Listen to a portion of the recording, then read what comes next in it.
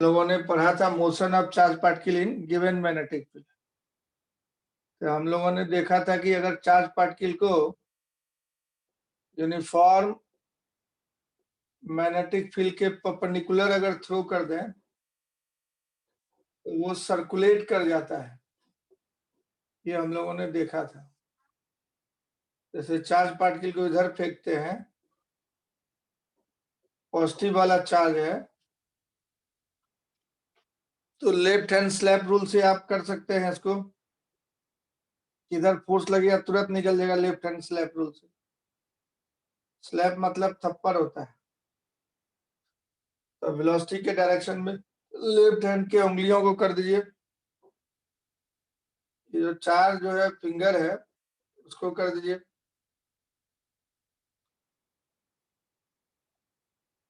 अब magnetic field के direction में जो है आप थंब को कर दीजिए। 5 फिंगर होता है ना एक हाथ में, तो वेलोसिटी के डायरेक्शन में चारों फिंगर को ऐसे कर दीजिए। अब मैग्नेटिक फील्ड के डायरेक्शन में अंगूठा कर दीजिए।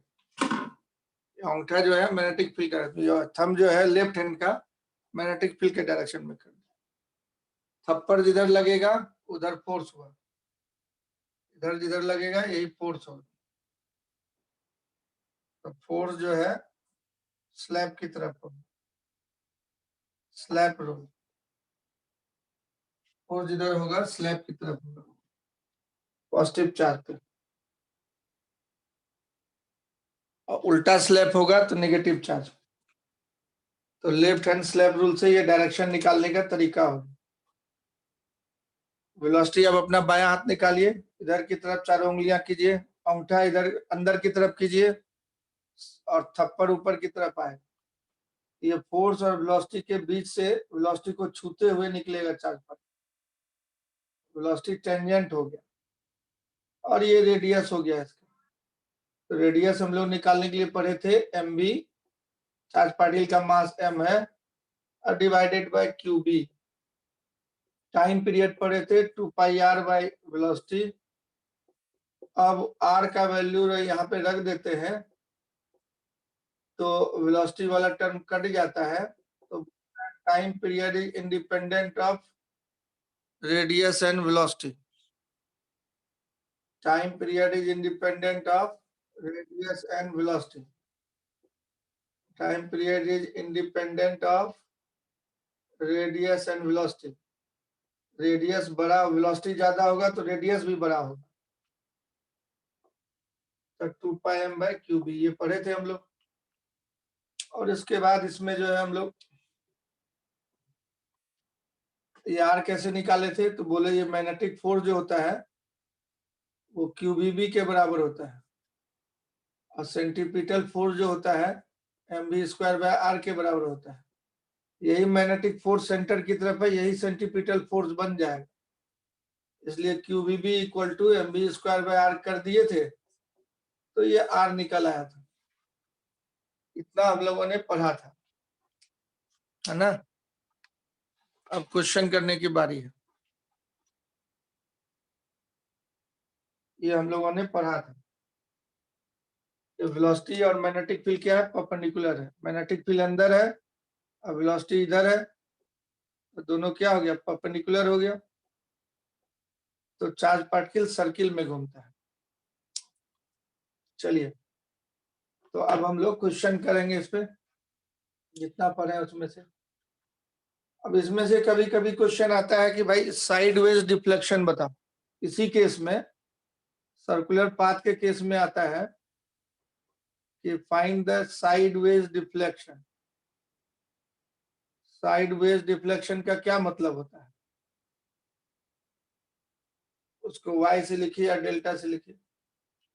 साइडवेज डिफ्लेक्शन का मतलब होता है कि चार्ज पार्टिकल को आपने इधर फेंका था लेकिन वो घूमने लगा सर्किल में, तो ये थोड़ा साइड खिसक गया इस साइड में।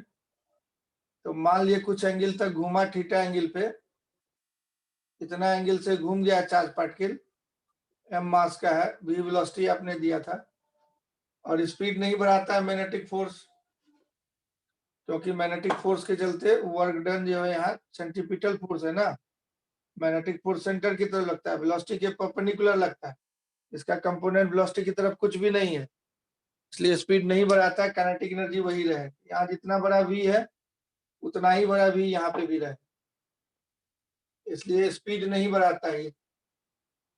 तो अब मान लिया किसी जीरो टाइम में यहाँ से चार्ज को अपने फेंका, पॉजिटिव चार्ज को, और टी टाइम में यहाँ पहुंच गया, तो कितना डिफ्लेक्ट करेगा, मतलब ये वाला दूरी जितना ऊपर चला गया, that is known as sideways deflection. ये जो दूरी गया y, उसी को डेल्टा भी लिखते हैं या y भी लिखते हैं। इधर x एक्सिस बोले तो इधर y एक्सिस बोलेंगे, तो y बोलिए चाहे डेल्टा बोलिए, इसी डेल्टा को बोलते हैं साइडवेज डिफ्लेक्शन। और थीटा को बोलते हैं एंगल ऑफ डेविएशन, इतने एंगल से मुड़ गया, एंगुलर डिफ्लेक्शन भी बोलते हैं थीटा। ये साइडवेज डिफ्लेक्शन मतलब ये y का वैल्यू निकालना, डेल्टा का वैल्यू निकालना। तो सिंपल ज्योमेट्री है, यहाँ से निकल जाएगा डेल्टा का वैल्यू। कैसे निकलेगा, यहाँ से परपेंडिकुलर डाल देते हैं। अब ये पूरा दूरी रेडियस है, ये भी पूरा दूरी रेडियस है, इतना सा दूरी क्या बचेगा, r cos थीटा, है ना। तो डेल्टा क्या बचेगा, ये पूरा था r, ये पूरा था रेडियस, और उसमें से r cos थीटा घटा देंगे, तो डेल्टा हो जाएगा r minus r cos theta. इसी को बोलते हैं साइडवेज डिफ्लेक्शन। इसको आप चाहें तो सॉल्व कर सकते हैं, और ऐसे लिख सकते हैं r cos theta 1 minus cos theta को 2 sin स्क्वायर थीटा बाई 2 बोलते हैं, तो 2 sin स्क्वायर थीटा बाई 2 भी बोल सकते हैं इसको, साइडवेज डिफ्लेक्शन। अब अगर बहुत कम दूरी, कम एंगल से जाए, मतलब ये लेंथ जो है छोटा हो और रेडियस बड़ा हो, तब तो थीटा को स्मॉल बोलेंगे। थीटा इज स्मॉल, मतलब हुआ कि एल इज आर्क लेंथ को एल बोल रहे हैं, is very very less than radius. Theta को एल बाय आर बोलते हैं, angle equal to arc length by radius. तो बहुत जब छोटा होगा तो साइन थीटा बाई 2 को हम लोग थीटा बाई 2 बोल देंगे, इसको बोलते हैं अप्रोक्सीमेशन। अप्रोक्सीमेशन जब लेते हैं, ऐसा क्वेश्चन जिसमें आप पकड़ लीजिए क्वेश्चन पढ़ने के बाद, आर्क लेंथ दिया 1 मीटर और रेडियस है 10,000 किलोमीटर,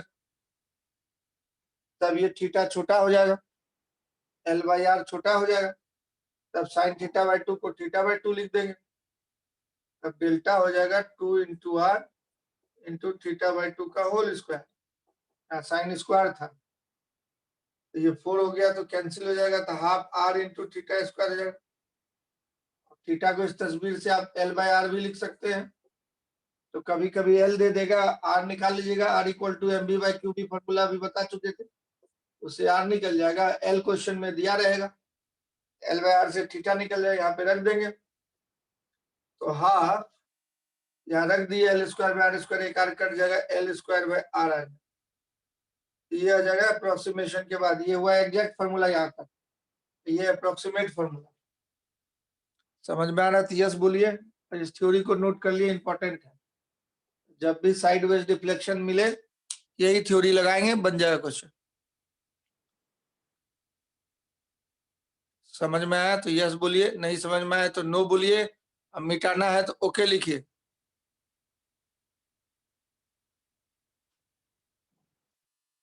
साइडवेज डिफ्लेक्शन बोलिए।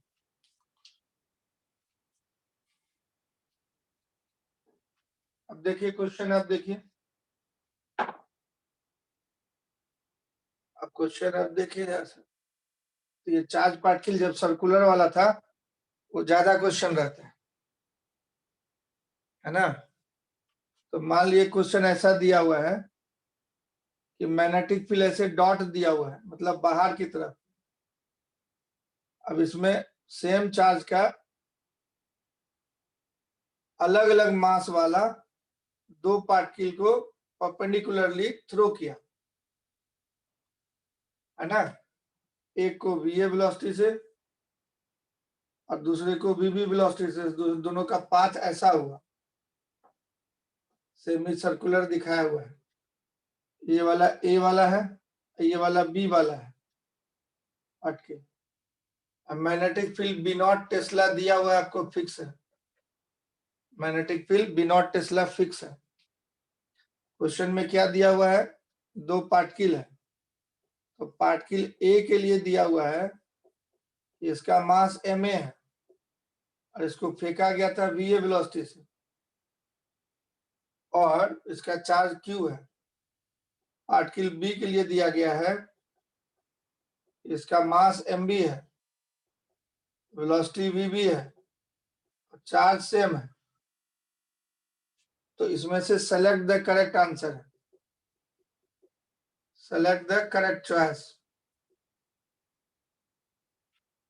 पहला चॉइस दिया है, इस फोटो को देख के आपको क्या लगता है, ma greater than mb, va less than vb। दूसरा ma va less than mb vb। तीसरा ma va greater than mb vb। चौथा और फोर्थ चॉइस दिया हुआ है, ma equal to mb, va equal to vb। कौन सा आंसर सही होगा, या सिलेक्ट कीजिए। तो हम लोग क्या देख रहे हैं, दोनों का सेंटर सेम है, एक का रेडियस कम है और दूसरे का रेडियस देख रहे हैं ज्यादा है, ए वाले का रेडियस ज्यादा है। अब रेडियस का पहले फॉर्मूला लिखेंगे हम लोग, क्या होता है, momentum mass into velocity by charge into magnetic field. तो मैग्नेटिक फील्ड दिया हुआ है आपको, दोनों का सेम कांस्टेंट है, चार्ज भी सेम दिया हुआ है, इसका मतलब क्यू भी कांस्टेंट हो गया, इसका मतलब आर प्रोपोर्शनल टू मोमेंटम हो गया, पी मोमेंटम बोलते हैं एमबी को। तो जिसका मोमेंटम ज्यादा होगा उसका रेडियस बड़ा होगा। तो यहाँ पे क्या दिया हुआ है, आरबी बड़ा है आर ए से, सॉरी आर ए बड़ा है आरबी से। ये वाला का ए है ऊपर वाले का, ये वाले का बी है। आर ए बड़ा है आरबी से, ये तो कांस्टेंट है नीचे वाला, ये वाला पोर्शन तो कांस्टेंट है दोनों के लिए, है ना। दोनों के लिए नीचे वाला पोर्शन क्या है, कांस्टेंट है। इसका मतलब ऊपर वाले पे डिपेंड करेगा, ऊपर वाले को मोमेंटम बोलते हैं। इसका momentum of A greater than momentum of B हो जाएगा। मोमेंटम को क्या बोलते थे, m A v A greater than m B v B. तो कौन सा चॉइस सही हो जाएगा, m A v A greater than m B v B, choice number 3 सही हो जाएगा। तो आंसर हो जाएगा इसका 3।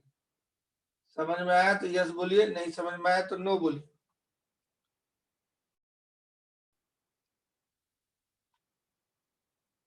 फोटो देख के पता कर लिए, जिसका मोमेंटम ज्यादा होगा उसका रेडियस ज्यादा होगा, इसका मोमेंटम ज्यादा, क्योंकि चार्ज और मैग्नेटिक फील्ड सेम दिया है, सेम चार्ज फेंका जा रहा है मैग्नेटिक फील्ड में, सर्किल में जा रहा है, इसका मतलब परपेंडिकुलरली फेंका होगा,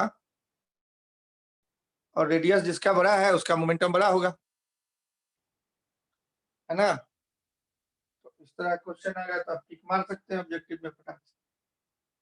दूसरा क्वेश्चन देखिए, दूसरा क्वेश्चन देखिए, क्वेश्चन नंबर 2,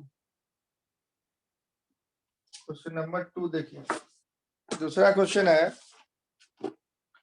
एक प्रोटॉन है एक अल्फा पार्टिकल है, दो दो पार्टिकल दिया है दूसरे क्वेश्चन। एक क्या दिया हुआ है, प्रोटॉन, दूसरा क्या दिया है, अल्फा पार्टिकल, है ना। दो charge particle, two charge particles, एक प्रोटॉन है एक अल्फा पार्टिकल। अब दोनों को फेंका जा रहा है, लिख रहा है both are accelerated with potential difference v। Accelerated पहले रेस्ट में होगा और विद पोटेंशियल डिफरेंस v, इतना पोटेंशियल डिफरेंस है, दोनों का वेलोसिटी बढ़ा दिया, मतलब एक्सीलरेट कर दिया, and इंटर्स into a uniform magnetic,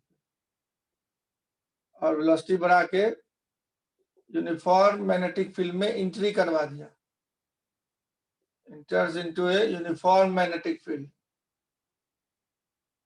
दोनों पहले रेस्ट में होगा पोटेंशियल डिफरेंस से एक्सीलरेट करा दिया, वेलोसिटी बढ़वा दिया, enters in a uniform magnetic field perpendicularly.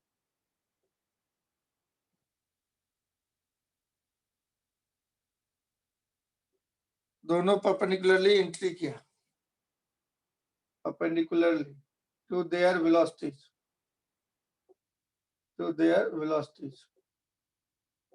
दोनों का अपना अपना वेलोसिटी होगा, परपेंडिकुलर इन किया। अब रेडियस पूछ रहा है कि क्या हो, प्रोटॉन बाय अल्फा पार्टिकल का रेडियस का रेशियो क्या हो, ये पूछ रहा है। और तो परपेंडिकुलर जाता है तो जानते हैं सर्कुलर पाथ में जाता है, तो सर्कुलर पाथ का रेशियो रेडियस का पूछ रहा है, तो कैसे बनाइएगा।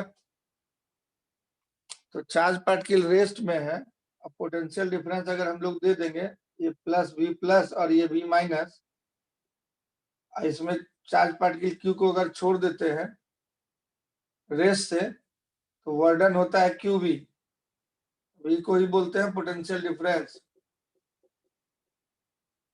और work done equal to change in kinetic energy. तो मान लेते हैं हाफ एम वी स्क्वायर हो गया, शुरू में काइनेटिक एनर्जी 0 था, तो यहां से काइनेटिक एनर्जी का जो फॉर्मूला है, ये हाफ एम वी स्क्वायर वो बराबर क्यू वी आ जाता है। इसी को काइनेटिक एनर्जी बोलते हैं, और काइनेटिक एनर्जी को पी स्क्वायर बाई 2m भी बोलते थे हम लोग, मोमेंटम का square by 2m। Kinetic energy को पी स्क्वायर बाई 2m भी बोले, पी को एम भी डाल देंगे तो m square v square by 2m, तो हाफ एम वी स्क्वायर बचेगा।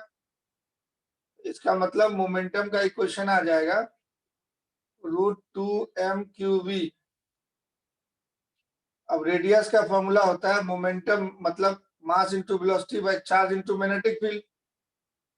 ये अगर रख दे हम लोग 2m⁴v बाय qb कर दे, तो एक q कट जाएगा, 2 और v √2v ऊपर में रह गया और नीचे b रह गया, इधर बच जाएगा m बाई q का रूट। अब क्वेश्चन में पोटेंशियल डिफरेंस सेम दिया है, तो रेडियस का ऐसा फॉर्मूला आ गया, पोटेंशियल डिफरेंस सेम दिया, मैग्नेटिक फील्ड सेम दिया, पोटेंशियल डिफरेंस भी दिया दोनों के लिए, दोनों का चार्ज अलग अलग, इसका मतलब रेडियस किस पे डिपेंड करेगा, ये वाला टर्म तो कांस्टेंट हो गया, तो रेडियस प्रोपोर्शनल टू √m/q हो गया, मास बाय चार्ज रेशियो पे डिपेंड करेगा, जिसका मास बाय चार्ज रेशियो ज्यादा होगा उसका ज्यादा होगा। तो भाई प्रोटॉन बाय अल्फा पार्टिकल बराबर हो गया mass of proton by mass of alpha particle into charge का उल्टा होगा, charge of proton by charge of alpha particle. अब अल्फा पार्टिकल का मास 4 mu लेते हैं, प्रोटॉन का मास 1 mu लेते हैं, तो ये हो गया 1/4 का रूट, चार्ज प्रोटॉन पे 1 हुआ प्लस e, और अल्फा पार्टिकल पे हीलियम 24 प्लस प्लस बोलते थे ना अल्फा पार्टिकल को, हीलियम 24 प्लस प्लस, तो 2 गो चार्ज यहाँ पे होगा, तो प्रोटॉन का चार्ज 1e बोले और इसका चार्ज 2e बोले, इसका रूट 1/2 आ जाएगा, e कट जाएगा, ये क्या बचेगा था, ये उल्टा लिखना था, अल्फा का ऊपर लिखना था, प्रोटॉन का नीचे लिखना था, तो ये उल्टा हो जाए 2/1 हो जाए, है ना, सबको रूट में कर देंगे तो 1/√2 बच जाए, आंसर क्या हो जाएगा 1/√2। समझ में आया, आंसर क्या हो जाएगा 1/√2, आंसर क्या हो जाएगा 1/√2। समझ पाया जी क्वेश्चन।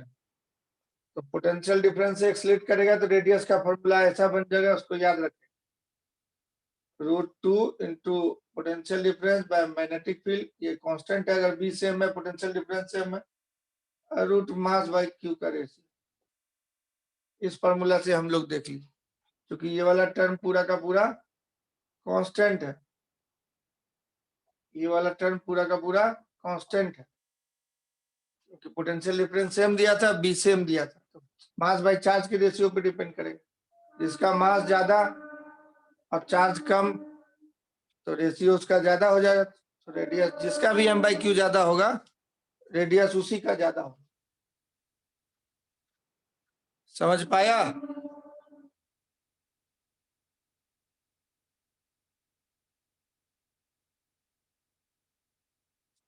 यस। तीसरा क्वेश्चन देखो, थर्ड क्वेश्चन देखो।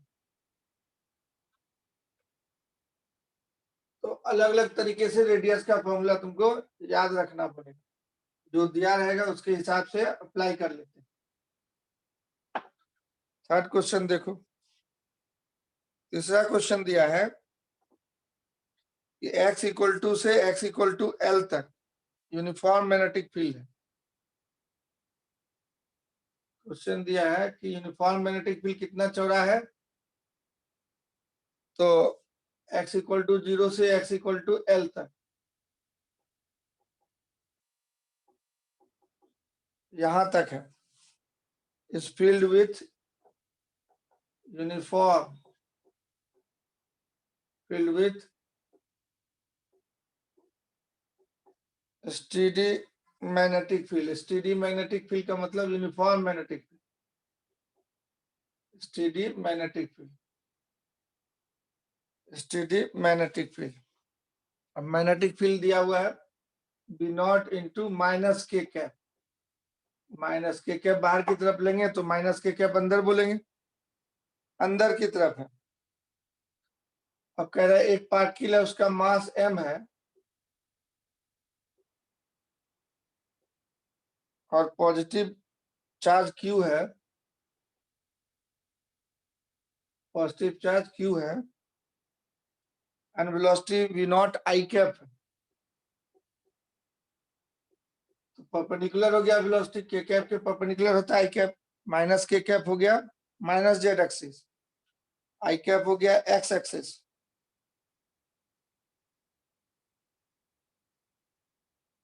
And enters the magnetic field। ये डाटा दिया हुआ है, आपको निकालना है। इतना कहानी बता दिया। अब क्वेश्चन कह रहा है कि L का वैल्यू क्या होगा, find the length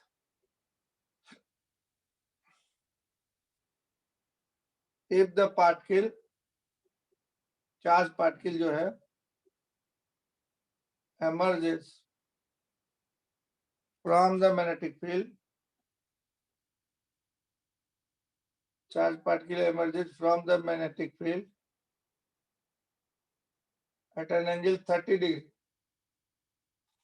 with its final velocity,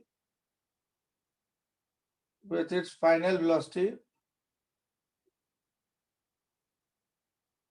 at an angle 30 degree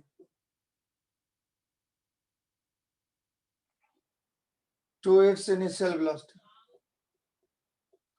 ये डाटा दिया हुआ है, तो पहले इसको सॉल्व कर लेते हैं, फिर बी वाला पार्ट लिखेंगे। यही क्वेश्चन। तो आप एक्स वाई जेड ऐसे बनाइएगा, ऐसे एक्स, इसको वाई, इसको जेड बोलते हैं। तो magnetic field Z minus Z दिया है, तो इसका मतलब मैग्नेटिक फील्ड अंदर हो गया। अब चार्ज पार्टिकल पॉजिटिव दिया आई कैप की तरफ, इधर देते हैं चार्ज पार्टिकल v वेलोसिटी से फेंक रहे हैं v नॉट से आई कैप की तरफ, एक्स एक्सिस की तरफ। पॉजिटिव चार्ज है, लेफ्ट हैंड स्लैप रूल से देखिए, चारों उंगली वेलोसिटी की तरफ रखिए, बाएं हाथ का, बाएं हाथ का अंगूठा अंदर कीजिए, फोर्स हो जाएगा थप्पड़ की तरफ, इधर की तरफ फोर्स लगेगा, तो ये इस तरह के सर्किल में घूमेगा, है ना। इसका रेडियस r हो जाएगा, इस तरह के सर्किल में ये घूमेगा, जैसे इसका रेडियस r हो गया। मैग्नेटिक फील्ड भी दिया हुआ था, अब कह रहा है कि पूरा सर्किल में नहीं घूमता है। क्यों? क्योंकि मैग्नेटिक फील्ड उतना चौड़ा नहीं दिया हुआ है, पूरा चौड़ाई दिया रहता तो घूम जाता। क्वेश्चन में दिया 30 डिग्री पे निकल जाता है, तो इसको थोड़ा बड़ा करके बना देते हैं, मैग्नेटिक फील्ड जो है काट देंगे। पूरा चौड़ाई नहीं दिया मैग्नेटिक फील्ड, यहाँ से लेके इतना ही चौड़ा दिया, मतलब यहाँ पे जब आया ये वेलोसिटी ऐसे चला गया, भाग गया, जा रहा था यहाँ से ऐसे, भाग गया इधर, तो ये दोनों के बीच का एंगल 30 डिग्री हुआ, मतलब यहाँ यहीं पे 30 आप बना सकते हैं।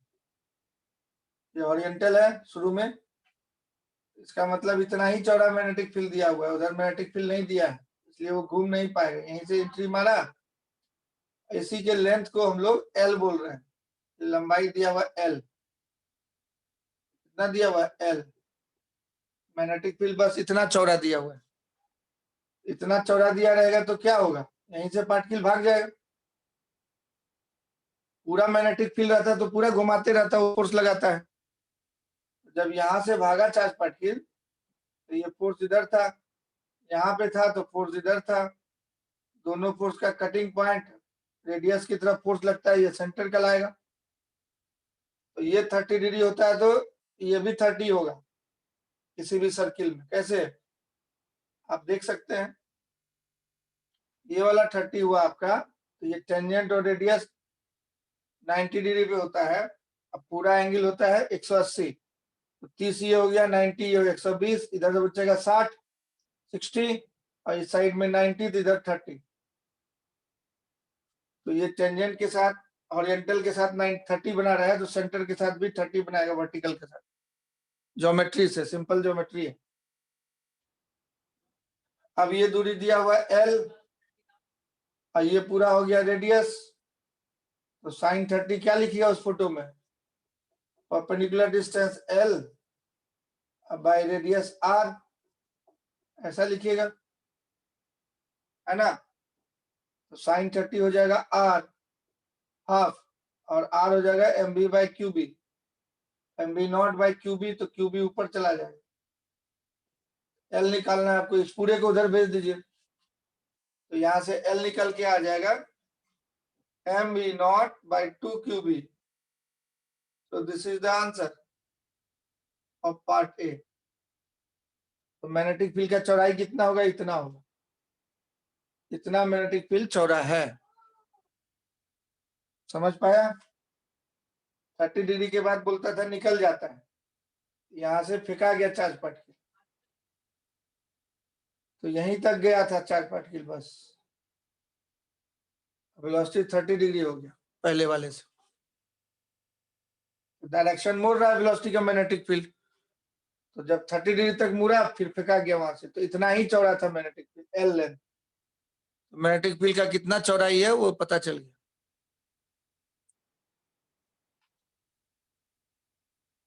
फॉलो किया, यस और नो, मैग्नेटिक फील्ड कितना चौड़ा है वो निकालना है।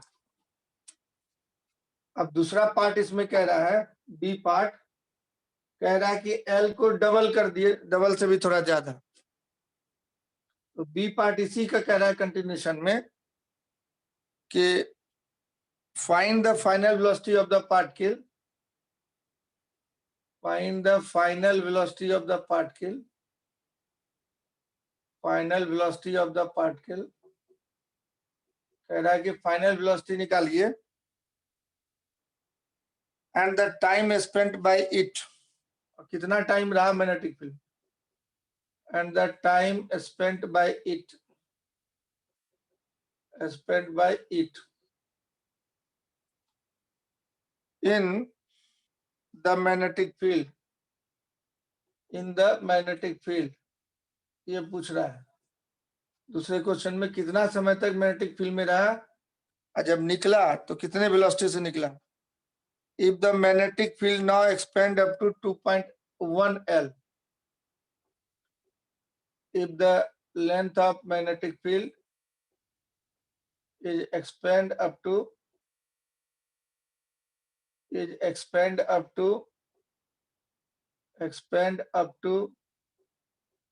2.1 L, पहले L था अब 2.1 L कर दिया, चौड़ाई बढ़ा दिया।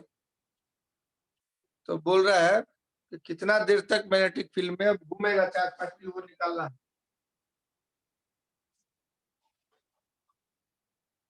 तो कैसे बनाएंगे इसको,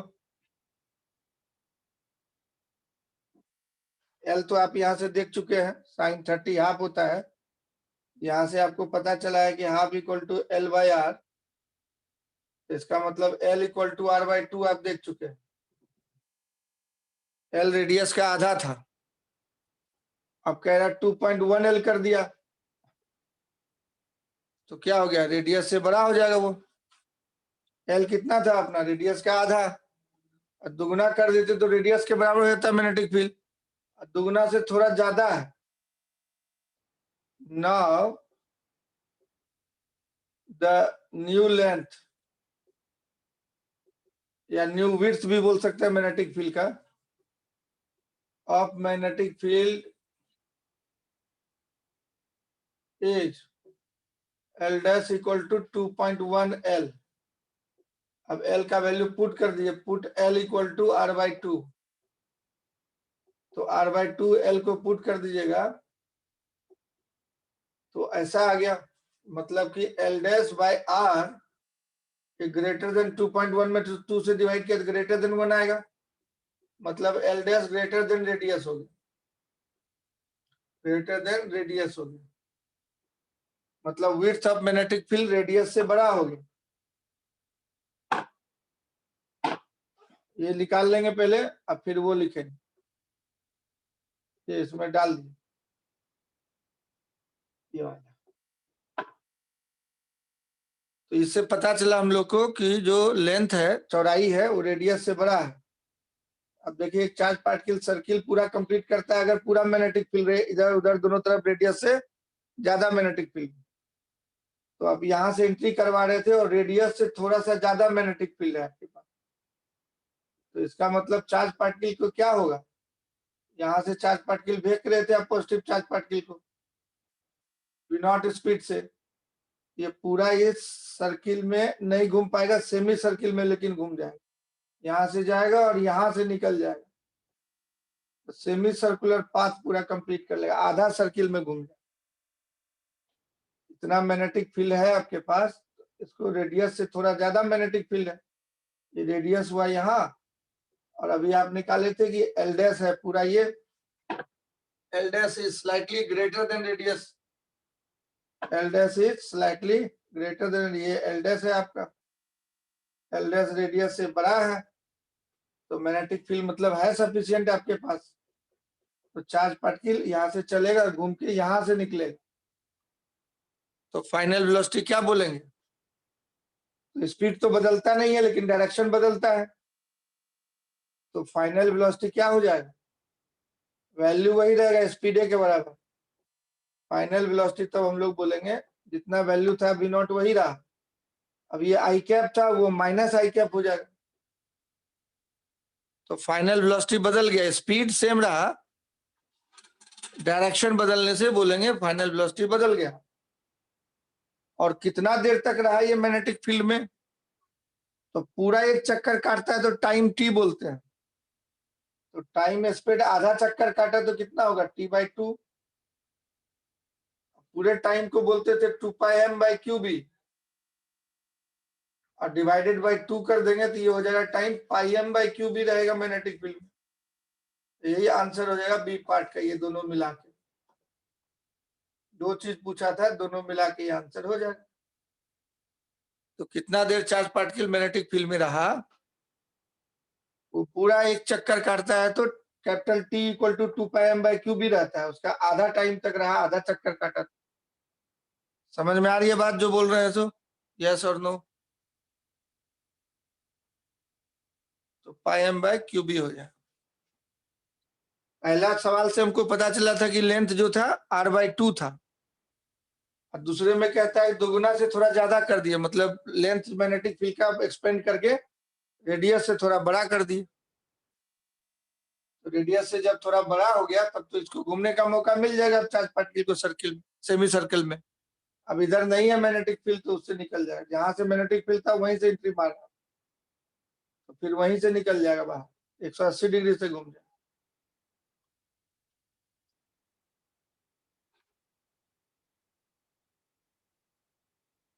समझ में आ रहा है जी, बहुत झेलाते हो, पूछ रहे हैं समझ में आ रहा था, हाँ या ना लिखने में क्या जाता है।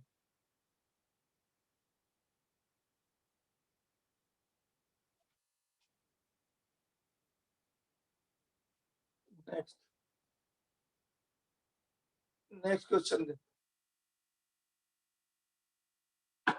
नेक्स्ट क्वेश्चन देखो।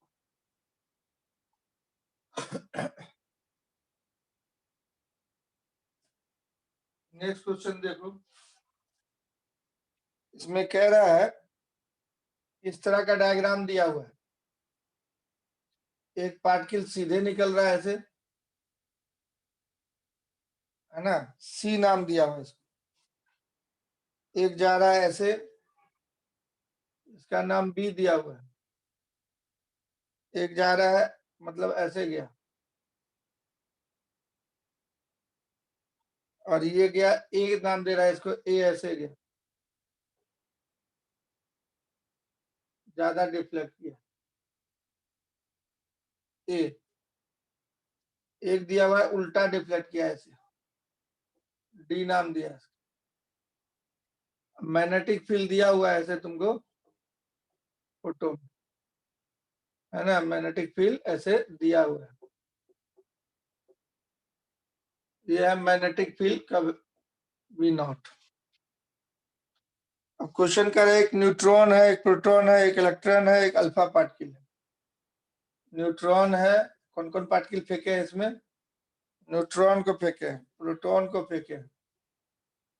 न्यूट्रॉन न्यूट्रल होता है, प्रोटॉन पॉजिटिवली चार्ज होता है, इलेक्ट्रॉन को फेंका गया है, और अल्फा पार्टिकल को फेंका गया।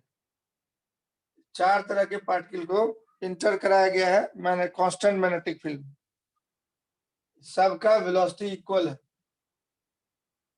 इक्वल वेलोसिटी से एंट्री कर रहा है,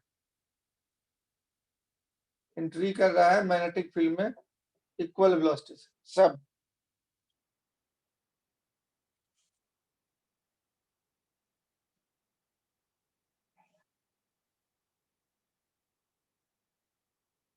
इसमें से पूछ रहा है कि इलेक्ट्रॉन का ट्रैक कौन सा है, इलेक्ट्रॉन ट्रैक क्या है, डॉट डॉट डॉट डॉट भरना है। और पूछ रहा है अल्फा पार्टिकल का ट्रैक क्या है, वो भरना है, अल्फा पार्टिकल का ट्रैक इसमें से कौन सा है भरना है, ये फिल इन दी ब्लैंक्स है। जब भरिए तो कौन सा होगा अल्फा पार्टिकल वाला, कौन सा इलेक्ट्रॉन वाला।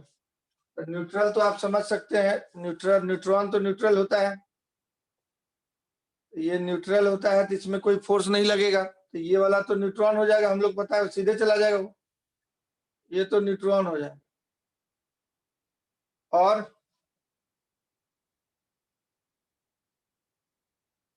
अब प्रोटॉन और अल्फा पार्टिकल दोनों पॉजिटिव है, तो दोनों एक साइड होगा, इसका मतलब कॉमन सेंस है, दो गो एक साइड रहेगा, इसका मतलब इसी में से न्यूट्रॉन और ये प्रोटॉन और अल्फा पार्टिकल यही दोनों, इलेक्ट्रॉन इसका मतलब डी वाला हो जाएगा, तो पता चल जाएगा तुमको डी। तो नेगेटिव चार्ज पार्टिकल है, मैग्नेटिक फील्ड अंदर है, बायां हाथ निकालो, तो एंट्री मारा था परपेंडिकुलर टू मैग्नेटिक फील्ड, ये सीधे फेंका है ऐसे ऐसे, तो इलेक्ट्रॉन को इधर फेंकेगा, मैग्नेटिक फील्ड अंदर है, पॉजिटिव चार्ज पे इधर थप्पड़ लगा, इसलिए वो उधर की तरफ मुड़ा, दोनों पॉजिटिव, और नेगेटिव चार्ज पे उल्टा थप्पड़, इसका मतलब ये इलेक्ट्रॉन हो जाए, क्या हो जाएगा इलेक्ट्रॉन।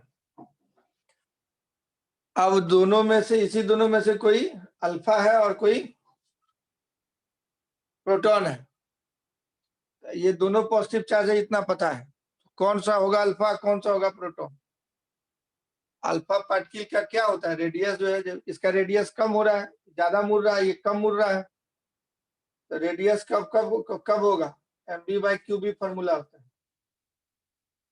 अब तुमको वी सेम दिया है, अब बी सेम दिया है, इसका मतलब रेडियस मास बाय चार्ज पे डिपेंड करेगा,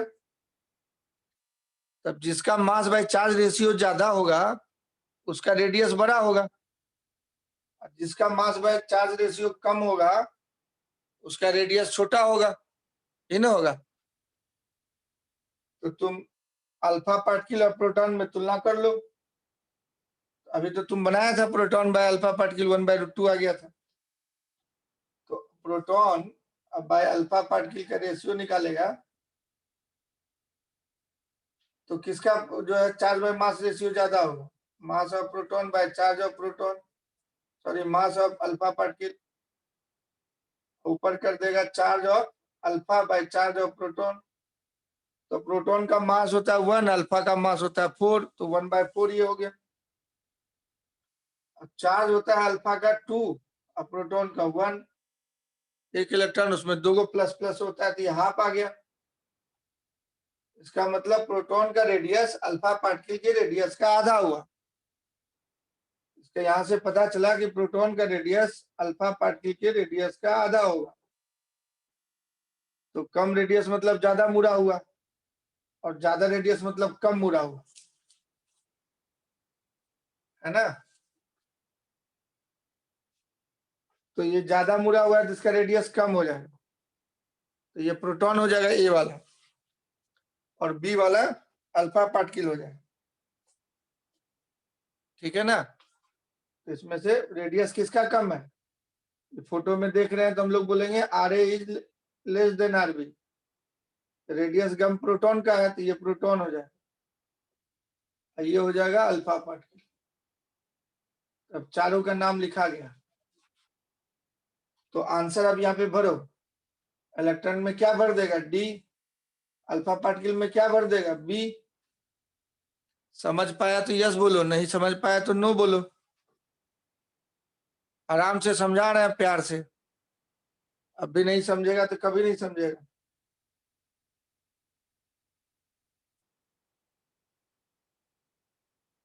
तो मास बाई चार्ज के रेशियो पे डिपेंड करता है।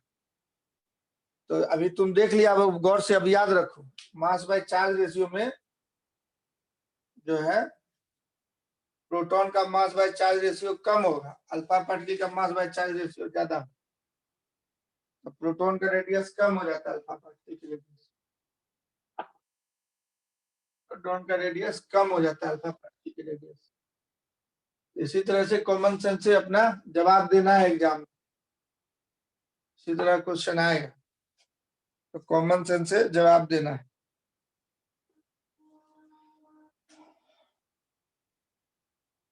दूसरा क्वेश्चन है, a beam of protons with a velocity of beam of protons with a velocity 4 into 10⁵ meter per second enters a uniform magnetic field 0.3 Tesla. Enters a magnetic field of 0.3 Tesla. 0.3 Tesla का magnetic field है, तो वो constant है, at an angle 60 degree बोल रहा है,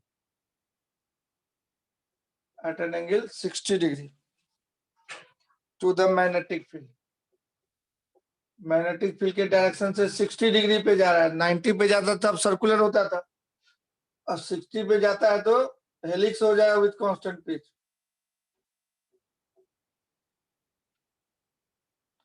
find the radius of the helical path, वही पूछ रहा है, find the radius of the helical path.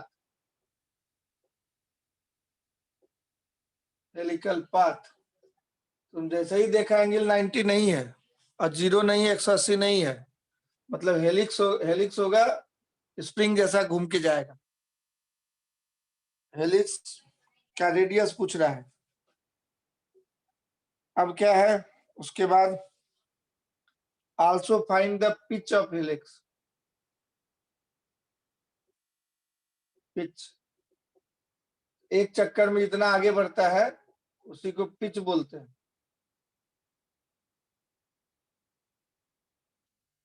बस सिंपल क्वेश्चन है, बना कैसे बनाएगा, तो कहीं मैग्नेटिक फील्ड दिखा देगा। हम बनाए थे कल पिक्चर, मतलब पिछले क्लास में थ्योरी में।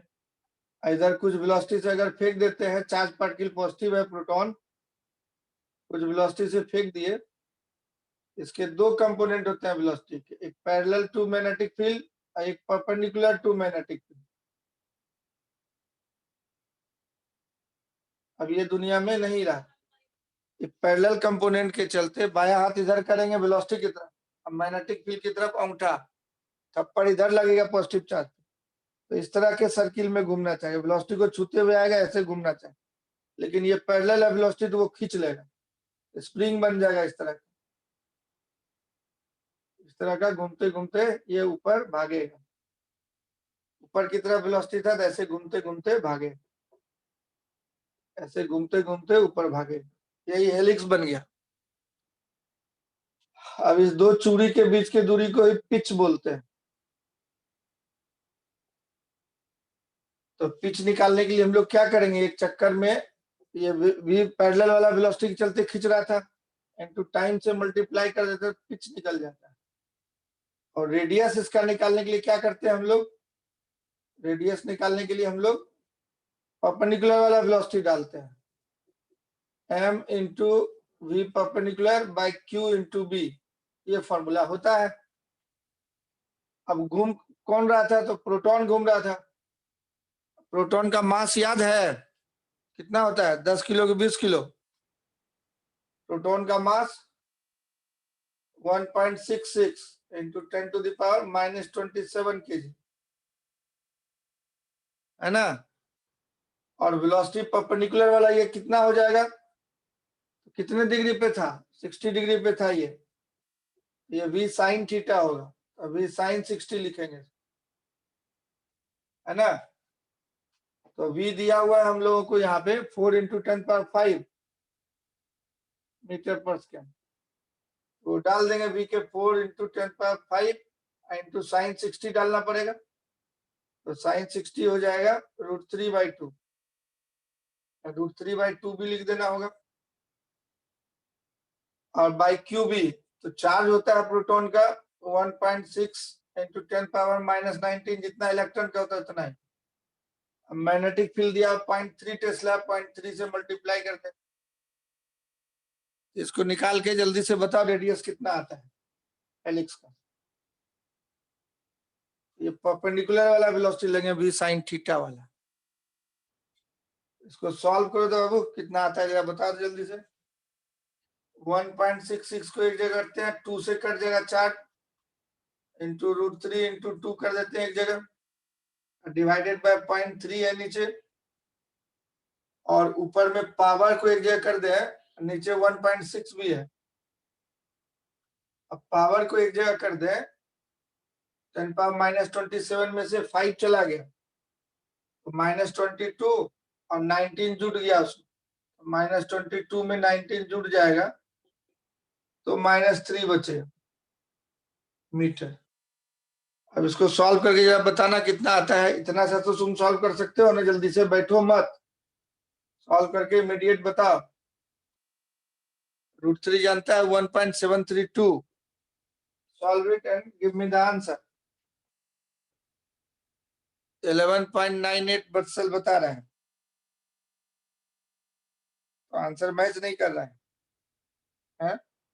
11.98 ठीक है, ठीक 98 को 11.98 को करीब 12 बोल देंगे, ठीक। तो 10⁻³ था, 11.98 10 इधर कर दे तो 1.2 इंटू 10⁻² बोल सकते हैं मीटर पर सेकेंड, मतलब उतना सेंटीमीटर पर सेकेंड हो गया, ठीक। 1.2 इंटू 10⁻² मीटर हुआ, पर सेकेंड नहीं मीटर, तो 1.2 सेंटीमीटर हो जाएगा रेडियस, है ना। 100 से मल्टीप्लाई कर देंगे 1.2 सेंटीमीटर रेडियस। अब दूसरा वाला बोल रहा है पिच निकालो, यही वाला फॉर्मूला से पिच निकलेगा, दूरी इक्वल टू चाल गुना समय, तो टाइम पीरियड तुमको निकालना होगा। तो v पैरेलल कितना हो गया, v cos 60 हाफ, तो v/2 हो गया, मतलब 4 इंटू 10⁵/2 करेंगे तो 2 इंटू 10⁵ हो जाएगा। ये 4 इंटू 10⁵ दिया था, उसमें 2 से डिवाइड करेंगे, 2 इंटू 10⁵ हो जाएगा वेलोसिटी पैरेलल वाला, ये वाला वेलोसिटी। टाइम पीरियड होता था 2 into pi into mass of proton,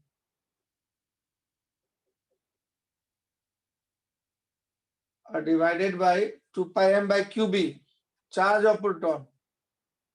तो प्रोटॉन का चार्ज हम लोग बोलते थे 1.6 10⁻⁻19 इंटू मैग्नेटिक फील्ड 0.3, ये हो जाए, है ना।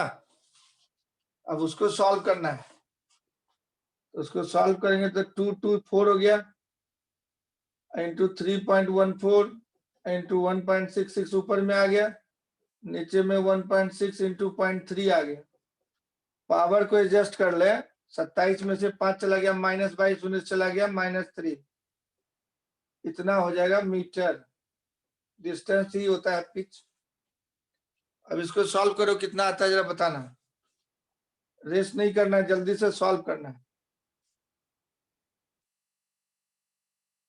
2 के आसपास आएगा, 1.6 से ये कट जाएगा, ये 0.3 से 10 हो जाए 20 के आसपास आएगा, 2 सेंटीमीटर के आसपास आ जाएगा। देखो कितना आता है। थोड़ा बहुत ज्यादा भी है, ज्यादा भी हो सकता है। 2 दूनी 4 था ना इधर, ये 4 था, 1 2 छूट गया। 4 इंटू 3.14 इंटू 1.66, 4 के आसपास आंसर आएगा। कितना आया?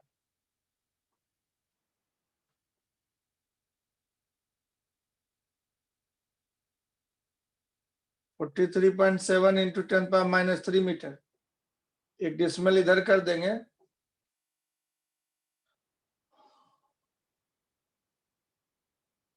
कितना आया जी? तो 4.3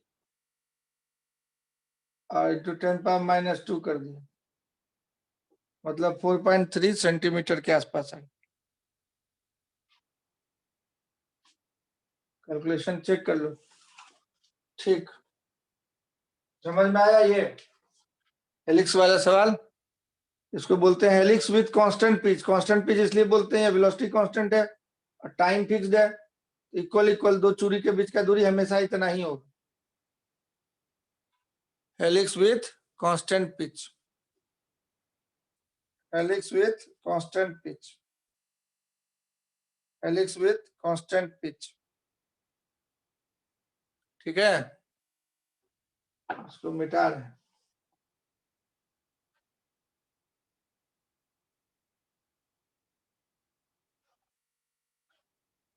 नेक्स्ट क्वेश्चन देखो, दिया हुआ है पूरा मैग्नेटिक फील्ड, ऊपर से लेके नीचे तक पूरा अंदर दिया हुआ है। ऐसे मैग्नेटिक फील्ड दिया हुआ है भरपेट, पूरा मैग्नेटिक फील्ड दिया हुआ है, सफिशिएंट मैग्नेटिक फील्ड खूब दूरी तक इधर। अब इसमें जो है 45 डिग्री पे एक चार्ज पार्टिकल एंट्री मार रहा है। कितने डिग्री पे? 45 डिग्री। और इधर से निकल रहा है, इधर से कहीं से निकल रहा है, यहाँ से एंट्री मार रहा है इसमें मैग्नेटिक फील्ड में। मैग्नेटिक फील्ड अंदर की तरफ है, दिखाई पड़ रहा है तुम। तो क्वेश्चन कह रहा है ए particle of mass 1.6 into 10⁻⁻27 kg, ये प्रोटॉन होगा, and charge 1.6 into 10⁻⁻19 coulomb charge बोल रहा है ना। अब मैग्नेटिक फील्ड का वैल्यू दिया हुआ है 1 टेस्ला, ये 1 टेस्ला दिया हुआ magnetic field. Speed of the particle 10⁻7 metre पर सेकेंड, दिया हुआ 10⁻7 मीटर पर सेकेंड, सब चीज दे ही दिया है। अब तुमसे पूछा है इनवर्ड है magnetic field, the particle travel leaves the magnetic field at the point F. F कहीं यहाँ पे है और यहाँ से मैग्नेटिक फील्ड से निकल जाता है पॉइंट से, ऐसे। ये पॉइंट ई है, ई पे एंट्री कर रहा है और एफ से निकल रहा है, तो ये कितने एंगल पे निकल रहा है वही पूछ रहा है। एफ से निकल जा रहा है, ई से एंट्री क्या? Find the distance E F and the angle theta. तुमसे पूछ रहा है थीटा कितना होगा और ई एफ कितना होगा। ई से एंट्री मार रहा है, यहाँ से चार्ज पार्टिकल पॉजिटिव वाला एंट्री कर रहा है, यहाँ से एग्जिट हो रहा है, तो ये ई एफ का दूरी पूछ रहा है कितना होगा और एंगल थीटा कितना होगा। अब इसी काम को अगर मैग्नेटिक फील्ड उल्टा कर देंगे बाहर की तरफ, तब इसी काम को दोबारा करना है। जल्दी से करो तो थोड़ा। तो क्या करेगा तुम यहाँ, ये तो परपेंडिकुलर ही होगा मैग्नेटिक फील्ड के, क्योंकि मैग्नेटिक फील्ड अंदर है बोर्ड के। ये जब बोर्ड के अंदर है तो बोर्ड पे रहने वाला हर एक लाइन पे परपेंडिकुलर है मैग्नेटिक फील्ड, तो सर्कुलर पाथ लेगा। कैसा पाथ लेगा? Circular path. कैसा पाथ लेगा? सर्कुलर पाथ, क्योंकि यह magnetic field is perpendicular to velocity of charge particle. तो लेफ्ट हैंड निकालो, इधर से एंट्री मार रहा है, वेलोसिटी इधर रखो, मैग्नेटिक फील्ड अंदर है तो फोर्स लगेगा इसके परपेंडिकुलर। मतलब जब यहां से एंट्री करना चाहेगा ऐसे सीधे इसी लाइन की तरफ, ऐसे एंट्री करेगा, फोर्स इसके परपेंडिकुलर लगेगा इधर, मैग्नेटिक फोर्स। कैसे पता चला? लेफ्ट हैंड स्लैप रूल से। क्या करते हैं लेफ्ट हैंड स्लैप रूल में? तो ये वेलोसिटी की तरफ डायरेक्शन कर देते हैं हाथ का, उंगलियों का, चारों उंगलियों का। अब मैग्नेटिक फील्ड की तरफ ये वाला अंगूठा कर देते हैं, मैग्नेटिक फील्ड की तरफ अंगूठा, थप्पड़ की तरफ फोर्स लगा, क्योंकि F equal to Q V cross B होता है ना। तो V की तरफ रखेगा उंगली, 90 डिग्री पे है, तो V की तरफ उंगली और B की तरफ अंगूठा, तो थप्पड़ की तरफ फोर्स आ जाए। राइट हैंड थंब रूल लगाएगा लेफ्ट हैंड में, V की तरफ हम लोग रखे, चार इस उंगली की तरफ वेलोसिटी और ये इसकी तरफ मैग्नेटिक फील्ड, ऐसे मोड़े, इधर थप्पड़ की तरफ फोर्स, इसलिए लेफ्ट हैंड से आराम हो जाता है। इधर वेलोसिटी, इधर मैग्नेटिक फील्ड, फोर्स उधर की तरफ, तो ऐसा फोर्स लगा मैग्नेटिक फोर्स। चारों उंगलियां वेलोसिटी की तरफ, अंगूठा मैग्नेटिक फील्ड की तरफ, थप्पड़ पॉजिटिव चार्ज का फोर्स, उल्टा थप्पड़ नेगेटिव चार्ज पे फोर्स।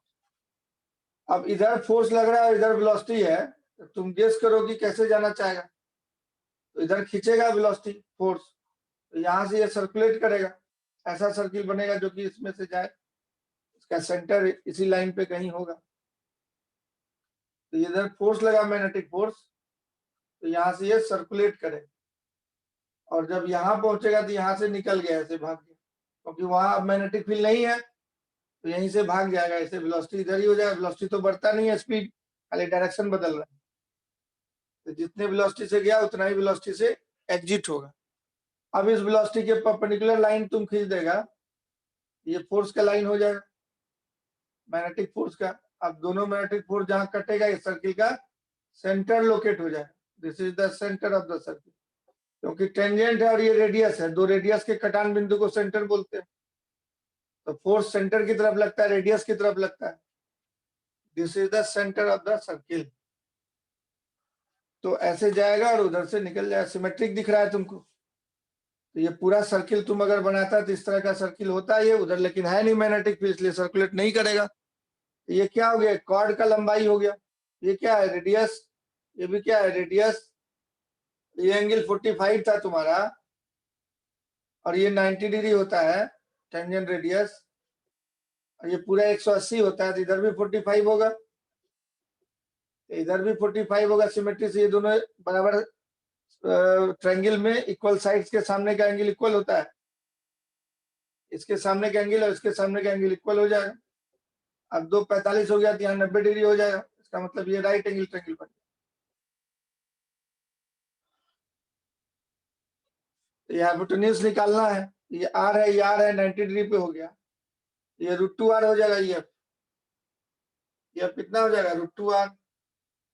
कैसे? R square plus R square, Pythagoras theorem लगा दिया, आर स्क्वायर प्लस स्क्वायर का रूट, ये √2r हो जाएगा। अब ये 45 हो गया, ये 90 है, तो इधर भी 45 हो जाएगा, थीटा 45 हो जाएगा। इस तरह से दोनों डाटा निकलेंगे। ये हो गया √2r और 45। आर का वैल्यू अलग से कैलकुलेट कर लेंगे। आर इक्वल टू क्या आता है? b/qb।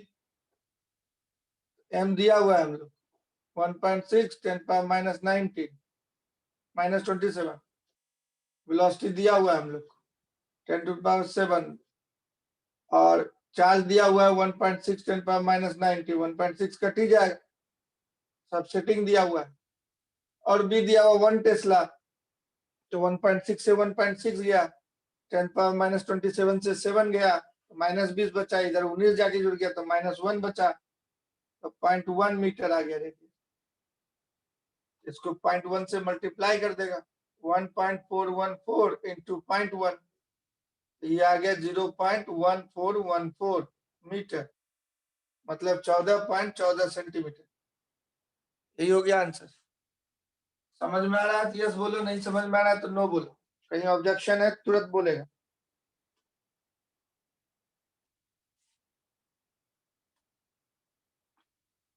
यस। अब इसी सवाल को रिपीट करना है। अगर वो क्रॉस हटा के डॉट कर देता है, रिपीट द क्वेश्चन, इस cross is replaced by dot. तो उसमें पूछ रहा है, रिपीट करने के लिए नहीं, मतलब पूछ रहा है कि कितना टाइम रहेगा magnetic field. If the direction of field is along the outward normal to the plane of board, find the time spent by the particle in the magnetic field after entering at E। कितना देर तक रहेगा magnetic field में, वो पूछ रहा है, निकाल। तो चलिए बी पार्ट कह रहा है, if direction of magnetic field is reversed, find the time spent by the charged particle in the magnetic field if enters at E। B part कह रहा है इसका, if the direction of magnetic field is reversed,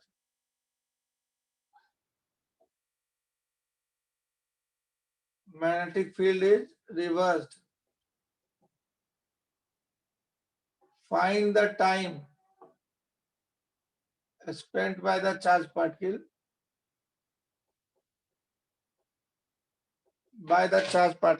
find the time spent by the charged particle in magnetic field if enters at E।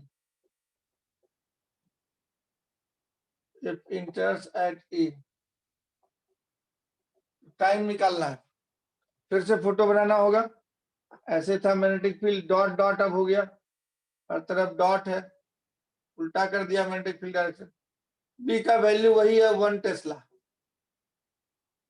अब ई पे entry कर रहा है, यहाँ पे एंट्री कर रहा है 45 डिग्री पे, यहाँ से 45 दिया था, बी वेलोसिटी से एंट्री कर रहा है, चार्ज क्यू है। तो अब क्या होगा जरा बताइए।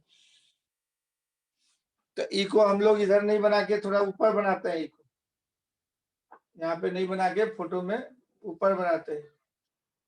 तो मान लीजिए यहाँ से एंट्री कर रहा है चार्ज पार्टिकल वी वेलोसिटी से, ई पॉइंट पे एंट्री किया, तो ऐसे जाएगा मैग्नेटिक फील्ड में। मैग्नेटिक फील्ड है सफिशिएंट, मैग्नेटिक फील्ड है चारों तरफ सफिशिएंट। तो क्या होगा, तो अब लेफ्ट हैंड स्लैब रूल से आप देखिए, वेलोसिटी दीजिए इधर, मैग्नेटिक फील्ड इधर ही हो गया बाहर, थप्पड़ इधर लगे, अंदर लगने लगे थप्पड़ इधर, इस वेलोसिटी के परपेंडिकुलर फोर्स लगेगा 90 डिग्री मैग्नेटिक फोर्स। अब वेलोसिटी है इधर और फोर्स है इधर मैग्नेटिक फोर्स, तो वेलोसिटी को छूते हुए ये इस तरह से निकलेगा, वेलोसिटी को छूते हुए इस तरह से निकलेगा और यहां से वो निकल जाएगा। समझ में आ रही बात। अब घड़ा टाइप का बन जाएगा, इस तरह से मुड़ेगा, तो एफ वाला पॉइंट अब नीचे हो जाएगा, ऊपर नहीं रहेगा। अब ऐसे निकलेगा चार्ज पार्टिकल, जितने से आया था उतना ही वेलोसिटी से जाएगा, क्योंकि स्पीड तो बदलता नहीं है मैग्नेटिक फील्ड, खाली डायरेक्शन बदल देगा। क्या कर देगा, डायरेक्शन बदल देगा। अब आप बनाइए ज्योमेट्री से, तो ये है 45 डिग्री, तो ये भी 45 होगा ज्योमेट्री से, नहीं तो निकाल के आप देखिए, ये 45। अब इस पे परपेंडिकुलर फोर्स होगा, दोनों का कटान बिंदु कहीं यहाँ होगा, ये हो गया सेंटर, फोर्स इधर लगेगा इस बार। कैसे फोर्स उधर लगेगा, तो देखिए वेलोसिटी इधर है, अब बी बाहर है तो थप्पड़ इधर लगा, बाएं हाथ का वेलोसिटी इधर है, फोर्स बाहर है, थप्पड़ इधर लगेगा पॉजिटिव चार्ज। तो चार्ज पार्टिकल पे मैग्नेटिक फोर्स इधर लगा, दोनों रेडियस का कटान बिंदु सेंटर देते हैं। हमको टाइम निकालने के लिए बोल रहा है कि ऐसे चार्ज पार्टिकल घूमते हुए आया और ऐसे इधर से जाएगा बाहर, तो टाइम निकालना है। तो इतना एंगल इसमें बिताया, अब 360 डिग्री जब बिताता है तो टाइम को 30 मतलब टी बोलते हैं। 2 पाई रेडियन एंगल जब सेंटर पे बनाता है तो टाइम को हम लोग टी बोलते हैं। मतलब 360 डिग्री एक चक्कर में 360 डिग्री होता है तो टी टाइम लगता है। अगर एक रेडियन एंगल बनाएगा तो कितना टाइम लगेगा? टी बाई 2 पाई। अब ये एंगल हम लोग निकाल लेंगे थीटा, तो थीटा रेडियन एंगल बनाया सेंटर में तो टाइम कितना लगेगा? Theta by 2 pi into capital T, this is the time spent. तो आपको ये एंगल निकालना है, काम हो जाएगा। अब वो एंगल कैसे निकलेगा? तो ये 45 है, 90 होता है, इधर 45 हो गया। अब ये रेडियस है, ये रेडियस है, तो ये भी 45 हो जाएगा, तो ये भी 45 हो जाएगा। अब ये 90 डिग्री हो गया, तो 360 में 90 चला गया तो ये 270 डिग्री हो जाएगा, तो 3 पाई बाई 2 बोलेंगे इसको। तो टाइम स्पेंड कितना हो जाएगा? 3 पाई बाई 2 और divided by 2 pi into T. Pi pi cut गया, 3t बाई 4, इतना सेकेंड रहेगा। तो अब आपको टाइम निकालना पड़ेगा, तो टाइम का फॉर्मूला होता था 2 pi M by Q B, है ना? तो 2 इंटू 3.14, मास दिया 1.6 इंटू 10 पावर माइनस 27, और चार्ज दिया 1.6 इंटू 10 पावर माइनस 19। अब मैग्नेटिक फील्ड 1 टेस्ला दिया था, तो 1.6 से 1.6 घट गया और कट गया, और ये डबल हो गया 6.28 इंटू 10 टू द पावर कितना बचा? 20 जाता तो -7 बचता, 19 गया तो -8 बचेगा। इतना सेकेंड हुआ ये। अब उसको यहाँ पे डाल देंगे, 3/4 मतलब 0.75 से मल्टीप्लाई कर देंगे, तो 0.75 into 6.28 into 10 to the power -8, तो कितना समय लगेगा जरा बताइए तो? 0.75 इंटू 6.28 इंटू 10 पावर -8 कितना आया ये?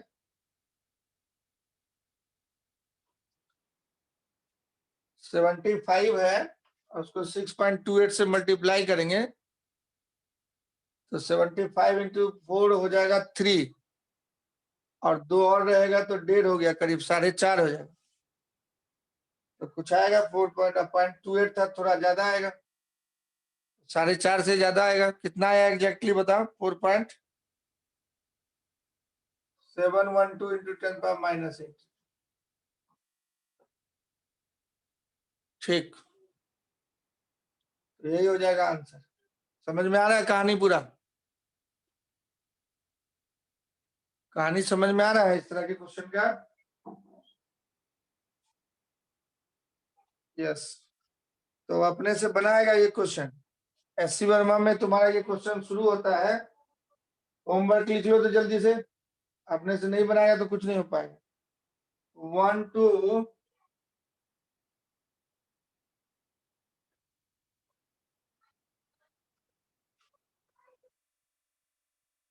1 to 6 तक बनाएगा पहले 1 to 6, उसके बाद बनाएगा क्वेश्चन नंबर 30 से लेके 52 तक। 30 से लेके 52 तक। इसके बाद 30 से लेके 52 तक इसी पे क्वेश्चन है। इससे एससी वर्मा ज्यादा क्वेश्चन किसी किताब में नहीं दिया है। इस चैप्टर में जो अभी पढ़ाए हम, इससे ज्यादा क्वेश्चन किसी बुक में नहीं दिया है। 1.5 क्वेश्चन इसमें हो गया तुमको, 1 से 6, 30 से 52, इधर हो गया 22 और इधर हो गया तुम्हारा 6, 28 से 29 क्वेश्चन हो गया तुम। ये होमवर्क है, ये बनाना। SCB volume 2 page number 234, page number 234। इस क्वेश्चन को बना के मेरे को भेजो, तो प्रैक्टिस करेगा तो तुम्हारा ठीक हो जाएगा। हम जितना क्वेश्चन बनाया है एससी वर्मा में से नहीं बताया है, उससे अलग है ये सब कुछ। तो इसी टाइप का क्वेश्चन इसमें भरा पड़ा है, 1 से 6 और 30 से 52। और किसी क्लासेस के ऐप में बुक डाला हुआ है एससी वर्मा का, उससे तुम देख लेना क्वेश्चन, जिसके पास किताब नहीं है वो अपना बना लेगा क्वेश्चन। और बाकी अरिहंत से बना, अरिहंत वाला तो हम बता ही रहे हैं, हो जाए तुम्हारा काम, है ना। नेक्स्ट छोटा छोटा क्वेश्चन सब है, एक देखो तो क्वेश्चन देखो, part kill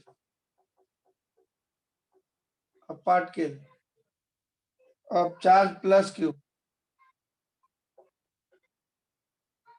and mass m moving under the influence of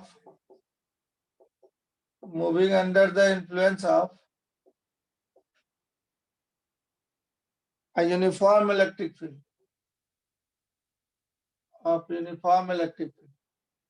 electric field भी दे दिया है, देखो तो मैग्नेटिक फील्ड के अलावे इलेक्ट्रिक फील्ड फोर्स लगाता है QE, इलेक्ट्रिक फील्ड कांस्टेंट है, आई कैप की तरफ है, यूनिफॉर्म लिखा हुआ भी है, वैल्यू नहीं बदल रहा है और डायरेक्शन भी फिक्स्ड है, तो कांस्टेंट फोर्स लगाएगा, कांस्टेंट एक्सेलरेशन पैदा करेगा। एंड यूनिफॉर्म मैग्नेटिक फील्ड भी है, मतलब दोनों फील्ड है, इलेक्ट्रिक फील्ड मैग्नेटिक फील्ड दोनों है। सब जो है तुम मैकेनिक्स इसमें लगाना पड़ेगा, कंसेप्ट से बनाएगा क्वेश्चन।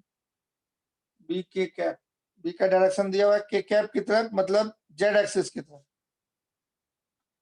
फॉलोज ए ट्रेजेक्ट्री, दोनों के कॉम्बिनेशन से जो पाथ होगा वो दिखाया हुआ है फोटो में। Follows A trajectory from P to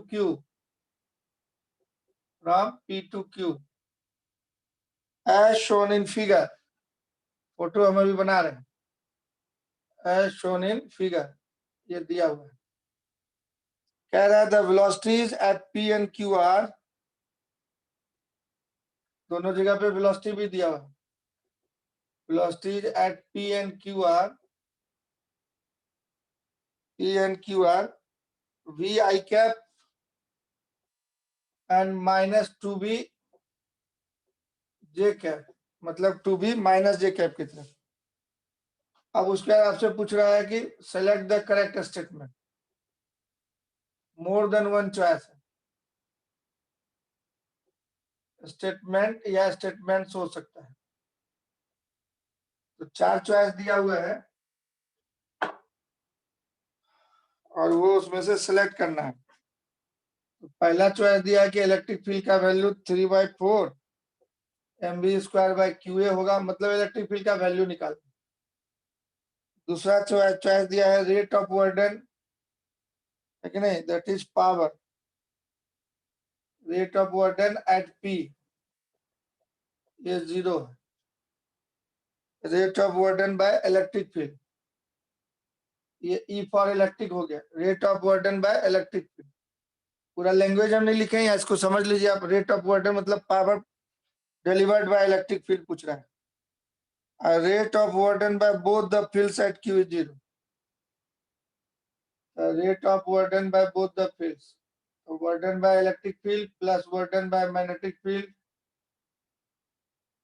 at P, rate of burden by both the field at P is 0, ये भी दिया हुआ है क्वेश्चन, ठीक है। फोटो क्या दिया है सो देखिए, ये y एक्सिस है और ये x एक्सिस है, तो ऑब्वियस है कि इधर z एक्सिस हो जाएगा बाहर की तरफ, तो बाहर की तरफ को हम लोग डॉट बना देते हैं, डॉट बना दिए z एक्सिस, इधर ही मैग्नेटिक फील्ड है आपका z की तरफ, क्वेश्चन में दिया था मैग्नेटिक फील्ड के कैप की तरफ है, मतलब जेड एक्सिस की तरफ, इलेक्ट्रिक फील्ड आई कैप की तरफ, इधर इलेक्ट्रिक फील्ड है आई कैप की तरफ, और ये पॉइंट P दिया हुआ है, इसकी दूरी A दे रख दिया हुआ है क्वेश्चन, O से P की दूरी A दिया हुआ है। अब कह रहा है कि दोनों जब फील्ड करते हैं यहाँ से टेंजेंशियली निकलता है और यहाँ से ये जितना दूर है उससे ज्यादा दूर से इधर निकलने के लिए दिखाया हुआ है, तो चार्ज पार्टिकल ऐसे जाके इधर दिखाया हुआ है, यहाँ से चार्ज पार्टिकल चला, इलेक्ट्रिक फील्ड मैग्नेटिक फील्ड दोनों के चलते, और यहाँ से मूव करके ऐसे निकल गए, ये दूरी दिया हुआ है ट्वाइस ऑफ ए, यहाँ से एग्जिट हो रहा है, ये पॉइंट क्यू दिया हुआ है, 2b वेलोसिटी हो गया, ये माइनस जे कैप हो गया, माइनस जे कैप दिया था वही वाला वेलोसिटी है माइनस जे कैप, और एंट्री कर रहा था इधर v वेलोसिटी से, एंट्री कर रहा था v वेलोसिटी से इधर, इलेक्ट्रिक फील्ड इधर ही है E, यही फोटो है, बस अब काम करना है, यही पूरा कहानी है। पढ़ लीजिए एक बार क्वेश्चन, समझ लीजिए।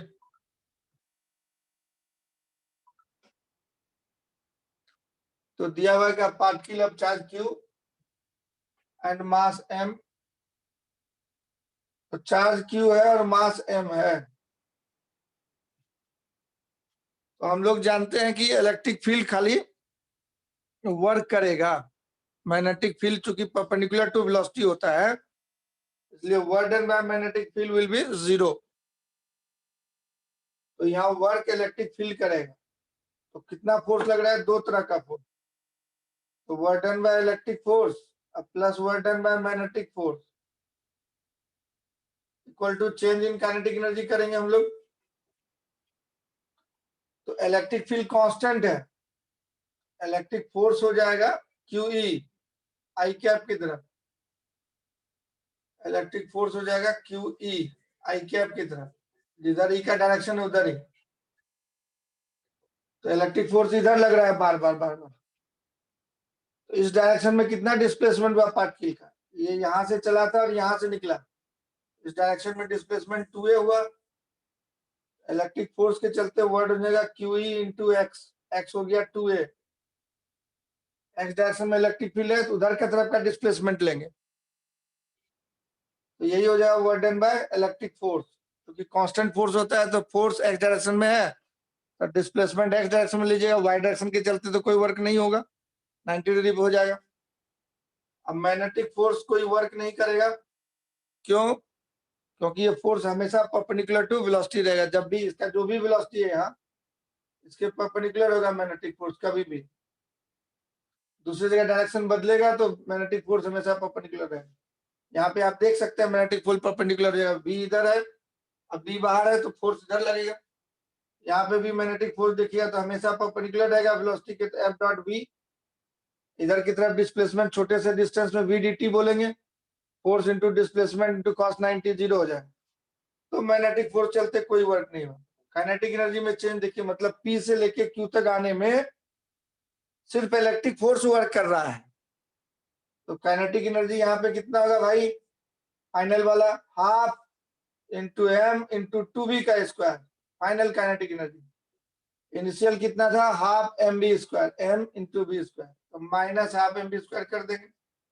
ये क्या लगाए हम लोग, वर्क एनर्जी थ्योरम लगा दिए, मैकेनिक्स में हम लोग पढ़े थे कि work done by all the forces equal to change in kinetic energy, तो उसको अप्लाई कर दिए, प्रॉब्लम खत्म हो गया। ये हाफ mb स्क्वायर इधर 3 mb स्क्वायर बच जाएगा, 4 है, 4 हाफ mb स्क्वायर में से एक हाफ mb स्क्वायर चला गया, इधर बच जाएगा 3 इंटू हाफ mb स्क्वायर, और उधर बच जाएगा Q into E into 2a, E निकालना है तो 2QA इधर ही डाल देंगे, तो 3mb स्क्वायर बाय 4QA हो जाएगा आंसर, यही सही आंसर है, इसको सॉल्व करेंगे तो यही आ जाएगा, तो आंसर ए इज करेक्ट। एक तो मिल गया, एक तो मिल गया, समझ में आया। अब दूसरा पार्ट है कि work done, rate of work done by electric field, तो रेट ऑफ वर्क डन मतलब power delivered by electric field, rate of work done को पावर बोलते हैं, delivered by electric field, electric force जिधर लग रहा है उधर की तरफ वेलोसिटी का कंपोनेंट लेके हम लोग निकालेंगे, electric force dot velocity parallel to force लेना हो, ये power delivered by electric force, rate of doing work is power, तो फोर्स इलेक्ट्रिक फोर्स हमेशा परपेंडिकुलर है, इस वेलोसिटी का कंपोनेंट यहाँ 0 होगा, हर जगह वेलोसिटी चेंज हो रहा है, rate of work at P बोल रहा था, एट P पे खाली पूछ रहा है, यहाँ पे पूछ रहा था, इधर वेलोसिटी तो इधर ही है, इलेक्ट्रिक फील्ड भी इधर, अभी भी इधर, तो फोर्स हो गया क्यू ई, वेलोसिटी हो गया v, तो पावर जीरो नहीं होगा, ये क्यू ई वी हो। Work done by electric force at point P is zero, वो सही चॉइस नहीं है क्योंकि v तो था हमारा पैरेलल, तो क्यू ई वी होगा आंसर। इलेक्ट्रिक फील्ड लेकिन जीरो नहीं दिया था, जीरो वाला चॉइस दिया था सी में, बी वाला चॉइस में दूसरा था, 4 चॉइस था, ये सी का चॉइस है, ये डी का चॉइस है, बी चॉइस में एक चीज दिया हुआ था, ये rate of work done by electric field D W by D T at P point पे दिया था 3/4 mv क्यू बाई ए, ये दिया था, है कि नहीं?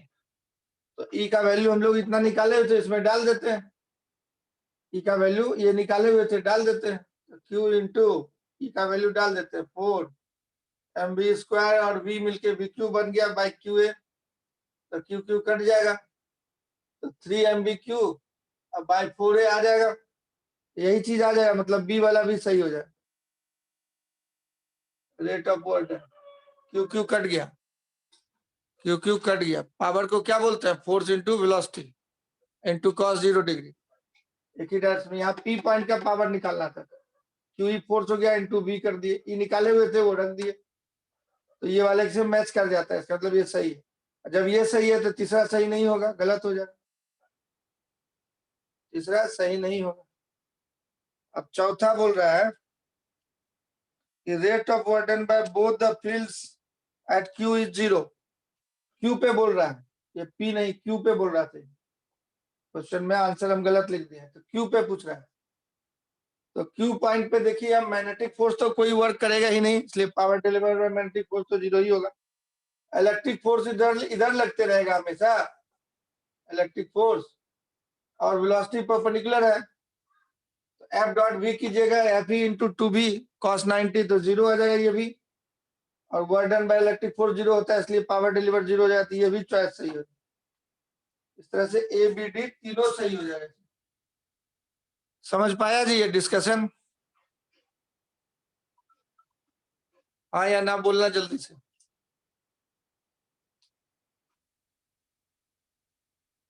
ठीक, तो इतना ही रहने देते हैं, आप क्वेश्चन और बनाते जाइए, क्वेश्चन बनाते जाइए, आगे बढ़िए, सपोर्ट जो हो रहा है हमसे दे रहे हैं। ठीक, नेक्स्ट क्लास।